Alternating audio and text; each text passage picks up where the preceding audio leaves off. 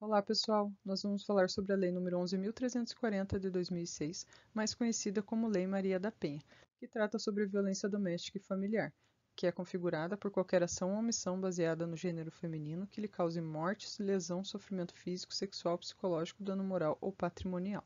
Mas por que essa lei existe?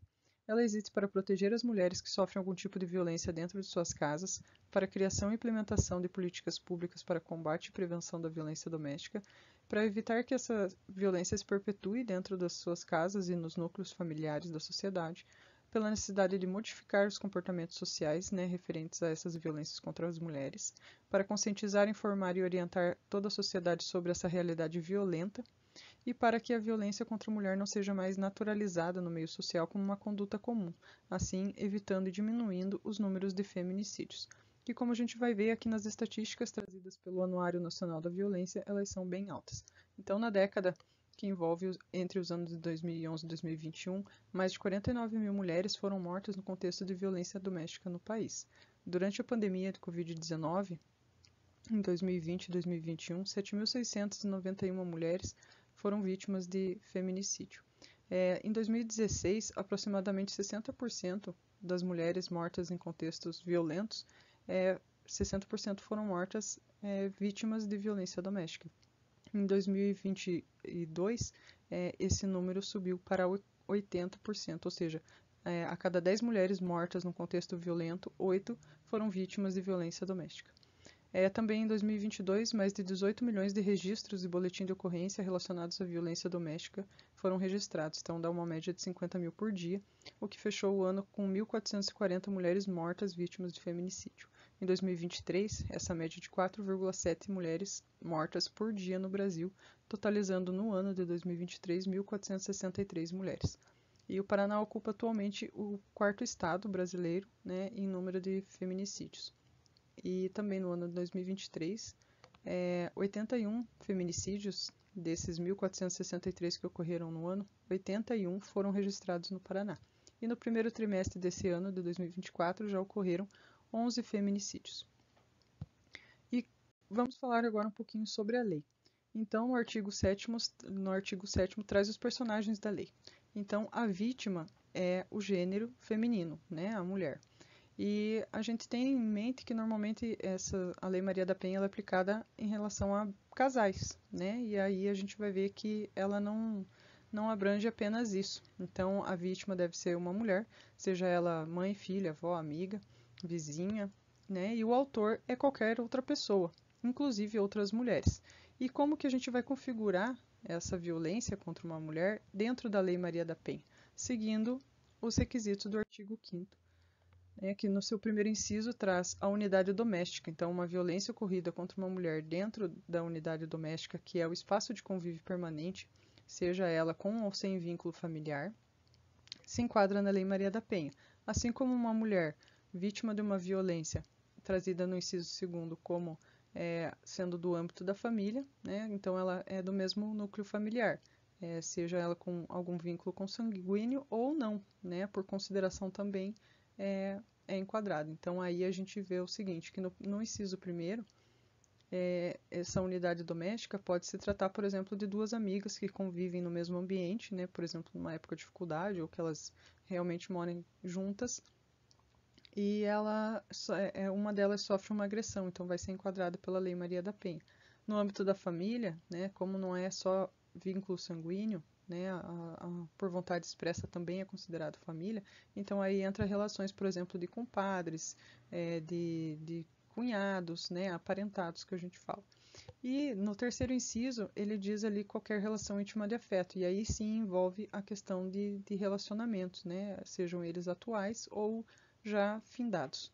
Então, como ele não depende de coabitação, essa relação de ex-namorados, ex-casais, enquadra nesse inciso. E aí nós vemos que a Lei Maria da Penha também traz 5 tipos de violência. Então, sendo a primeira delas, a violência moral. Então, essa violência moral são os crimes contra a honra que trazem a calúnia, que é uma imputação falsa de um ato criminoso, a injúria, que é ofender a dignidade através de xingamentos diretamente à pessoa, e a difamação, que é imputar publicamente fatos ofensivos à sua imagem, né, enfim, difamar ela socialmente. E pode ser enquadrado dentro da Lei Maria da Penha conforme aqueles requisitos. Temos também a violência patrimonial, que é a retenção, subtração, destruição de objetos, documentos, roupas, né, seja da mulher ou muitas vezes envolve até dos filhos, né, entra em violência patrimonial.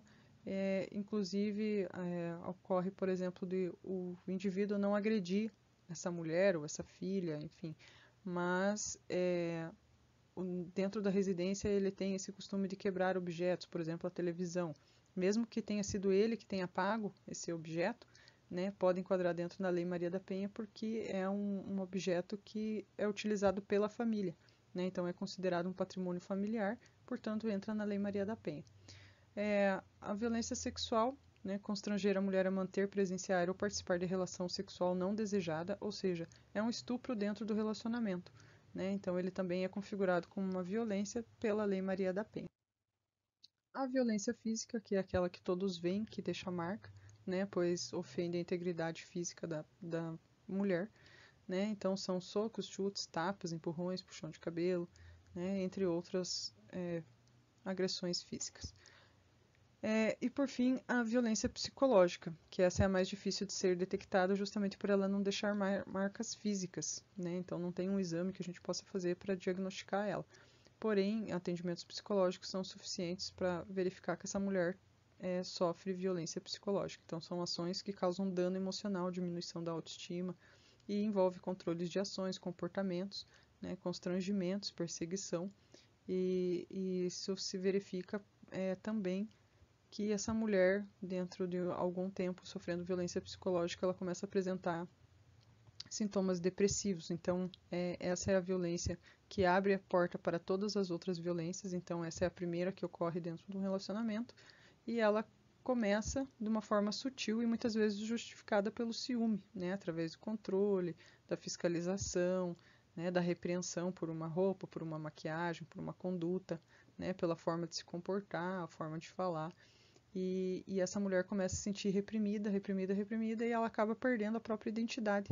E também esse ímpeto de pedir ajuda, muitas vezes por medo de sofrer uma violência física, né? E ela acaba se sujeitando a essa violência psicológica e ela chega num ponto que ela nem percebe que essa violência ela realmente é tão agressiva a ponto de desconfigurar a sua personalidade, né? E chega um momento que ela não se reconhece mais e não sabe por que ela está aceitando viver daquela forma. Então é por esse motivo que essa violência ela é bem grave e é por justamente estar num ciclo já de algum tempo dessa violência psicológica que muitas mulheres não conseguem sair de um relacionamento abusivo.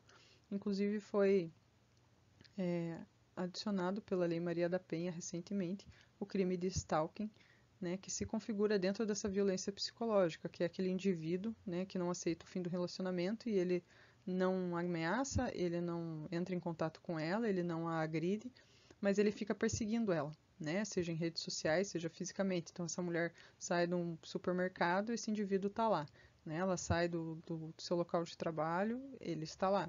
Né? Ela vai sair de casa, ele está lá. Ela percebe que ele está seguindo ela na rua. Então, ele começa a criar esse terror psicológico e isso é configurado pela Lei Maria da Penha como uma violência psicológica. Então, dá encaminhamento, né, para flagrante conforme a lei permite.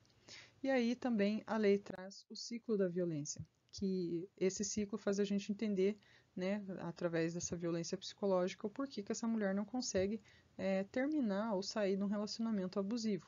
Então a gente verifica que na fase 1, que é o aumento da tensão, é onde ocorrem as brigas constantes, né? Então é o dia a dia do casal, que vai se configurando muitas brigas por motivos bobos, né? E essa tensão vai aumentando até que, como já está de costume, essas brigas, em algum momento, né, que a gente chega aí na fase 2, que é o ato da violência, que ocorrem as agressões. Esse indivíduo perde o controle e agride essa mulher. E aí, depois dessa agressão, ele se arrepende, ele volta a se comportar de uma forma gentil, carinhosa, preocupada, e então a gente entra na fase 3, que é a fase do arrependimento, também chamada de lua de mel, porque esse indivíduo vai se comportar da mesma maneira que se comportava normalmente no início do relacionamento. e fez com que essa mulher se apaixonasse e ficasse com ele, né? Então, e ela, nessa esperança de acreditar que ele não vai mais fazer aquilo, né? Que foi aquele momento, ela acaba, e lembrando também de tudo que já viveram, enfim, os vínculos muitas vezes que são mantidos entre esse casal, por exemplo, acaba perdoando, né? E retoma esse relacionamento. E aí passa por essa lua de mel até que essas brigas constantes recomecem, né? Então a gente entra na fase 1 novamente e aí esse ciclo vai girando. E é aí que a gente percebe, né, que muitas mulheres vivem aquele briga, apanha e perdoa e acaba voltando. E aí a gente entende também que esse ciclo da violência ele entra numa esfera. E essa esfera são ações sequenciais que se repetem, né? Então toda vez que esse ciclo da violência se fecha, e antes dela recomeçar, essa agressão desse ciclo da fase 2 ali, que é o ato de agressão, ele vai se dar cada vez mais rápido durante a discussão e ele também a agressão vai ser cada vez mais violenta, né? Isso significa que esse casal vai naturalizando essa violência dentro de casa, né? Então o indivíduo vai se sentindo cada vez mais confortável em agredir essa mulher e essa mulher vai ficando cada vez mais com medo, né? E porque ela sabe que ela vai ser agredida. Então, o perigo dessa esfera, dessa violência, é justamente o fechamento desse ciclo de agressão que se dá cada vez mais violento a cada vez que ele acontece, né? Então, a gente também tem estudos que a gente verificou que essas mulheres que vivem nesse ciclo, elas levam de 8 a 10 anos para perceber que elas estão nesse ciclo, né? Que é justamente quando elas começam a se dar conta de que elas já perdoaram tantas vezes e essas atitudes não mudam, né? Então, realmente, para elas identificarem sozinhas a quantidade de tempo que isso acontece, elas acabam demorando muito tempo, né? E então muitas vezes é necessário uma ajuda externa, né, para mostrar para ela que, olha, está cada vez mais difícil, olha, está cada vez mais violento, olha, ele está cada vez se batendo mais, se deixando mais marcas, né? E o perigo disso é que justamente por esse conforto de não ter o controle da própria raiva, dos próprios sentimentos, das próprias ações, é que num ímpeto de violência ele acaba chegando ao feminicídio, né, que é a total falta de controle desse homem. Então, muitas vezes as pessoas que vivem esse ciclo, elas não percebem, né, que estão nesse ciclo. E diversas razões e vínculos complexos acabam amarrando essa mulher nesse relacionamento. Então, ela precisa muitas vezes de ajuda para conseguir romper esse ciclo da violência e não chegar nesse ponto final dessa esfera que é o feminicídio. Então, a medida de proteção que a Lei Maria da Penha traz são as medidas protetivas de urgência, que é um instrumento de proteção, né, uma ferramenta jurídica criada pela lei, que visa proteger as mulheres em situação de risco, perigo ou vulnerabilidade. E elas abarcam as ações essenciais para garantir direitos fundamentais, resguardando toda a integridade e segurança física e mental, além do patrimônio ou mesmo a vida. Né? Então, essas mulheres buscam promover segurança, essas ações buscam promover segurança para as mulheres, dando encaminhamento ao programa de proteção e integração na rede de apoio que cada município tem, e envolve ação social, apoio jurídico e acompanhamento psicológico, não só para as mulheres, como muitas vezes para as crianças também. E elas também trazem obrigações a esses agressores, como proibição de contato e afastamento do lar, que essa é a medida protetiva de urgência, né? Afastar esse casal, essas pessoas que estão em conflito, para que elas possam encerrar esse ciclo, parar esse ciclo da violência. E aí, então, por enquanto a gente viu que a Lei Maria da Penha não traz punições para o homem, né? Ela traz apenas alguns fatos sobre a violência, né, os tipos da violência, como que ela ocorre dentro dos lares e as medidas de proteção e segurança para as mulheres. Então, como a gente pode ver, a Lei Maria da Penha não é uma lei punitiva, e sim uma lei protetiva. E a única punição que ela traz, né, que é tipificado como um crime, é o artigo 24A da lei, que fica sujeito a pena de 3 meses a 2 anos aquele indivíduo que descumprir alguma medida de segurança. Então, essa é a grande punição que a Lei Maria da Penha traz, né? Justamente punir essa pessoa que não está cumprindo uma ordem judicial, que é ficar afastado, que é não manter o contato, que é não ameaçar, que é não agredir, e essa pena é de 3 meses a 2 anos, sendo cumulativa de acordo com a quantidade registrada, né, de descumprimento dessa medida. Então a gente vê que essas mulheres que sofrem violência, elas precisam de ajuda, né, não só do governo, como de toda a sociedade, em denunciar, em oferecer ajuda, em buscar apoio e ao mesmo informar e conscientizar, porque muitas mulheres não têm esses conhecimentos. Então a gente traz aqui uma mensagem importante, que é: não existe uma mulher que goste de apanhar, como a gente escuta muito, né, quando as mulheres retornam aos relacionamentos. O que existe é uma mulher humilhada demais para denunciar, machucada demais para reagir, com medo demais para acusar e pobre demais para ir embora. Né? Então a gente orienta que essas mulheres que vivem nessas situações, que elas peçam ajuda, né? E que as pessoas que verifiquem, conheçam ou se deparem em algum momento com alguma mulher sofrendo algum tipo de violência, que também preste ajuda.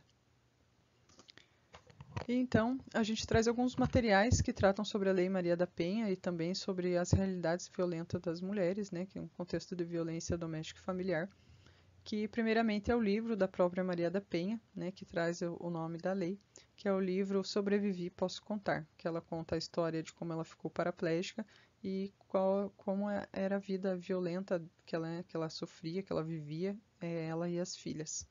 Também temos o filme Preciosa, de 2010, um documentário brasileiro de 2023 chamado Ato Final, que mostra a história de 3 mulheres que foram vítimas de feminicídio e retrata a luta de outras mulheres que sobreviveram e hoje tentam amparar as vítimas, né, de relacionamentos abusivos.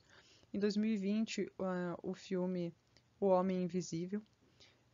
Baseado numa história real, temos o filme Eutônia, num filme já antigo que também retrata bem essa situação da violência, que é 1990, do ano 1990, que se chama Dormindo com o Inimigo. E de 2010 temos um outro documentário brasileiro, né, que traz casos reais, e assim como o funcionamento da Lei Maria da Penha, que se chama O Silêncio das Inocentes, né, um trocadilho com o filme famoso, né, do Hannibal, para chamar atenção, né, e fazer com que a população se interesse em ver, mas que esses materiais trazem bastante conteúdo relacionados à violência doméstica e familiar. E por fim, aqui as referências utilizadas nesses materiais dos slides, para que todos possam verificar, e o nosso agradecimento pela atenção.